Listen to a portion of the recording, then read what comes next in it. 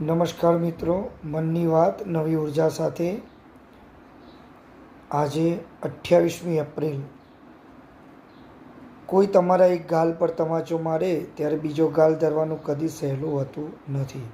સૌથી પહેલી પ્રતિક્રિયા તો સામો તમાચો મારી દેવાની જ હોય છે, પણ આ જ ક્ષણે પ્રતિક્રિયાઓ પર નિરીક્ષણ રાખવાનું હોય છે, જાત પર નિયંત્રણ રાખવાનું હોય છે અને સ્વાર્થ છોડવાનો હોય છે.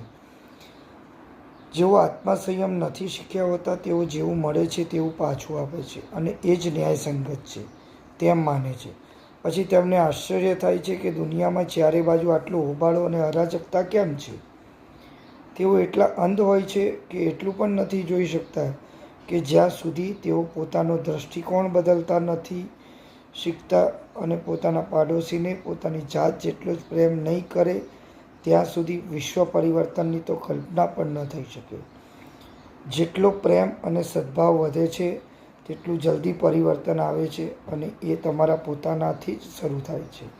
એટલે જેટલું જલ્દી તમે જાણો તેટલી જલ્દી તમારી આસપાસ પરિવર્તનની શરૂઆત થશે અને વિશ્વમાં પણ આ જ ક્ષણે તેની શરૂઆત કેમ ન કરવી. મિત્રો, આવા અવનવા વિડીયો જાણવા માટે આ ચેનલને લાઈક કરો, સબસ્ક્રાઈબ કરો અને મારા ઇન્સ્ટાગ્રામ આઈડીને ફોલો કરો અને વધુમાં વધુ મિત્રોને શેર કરો.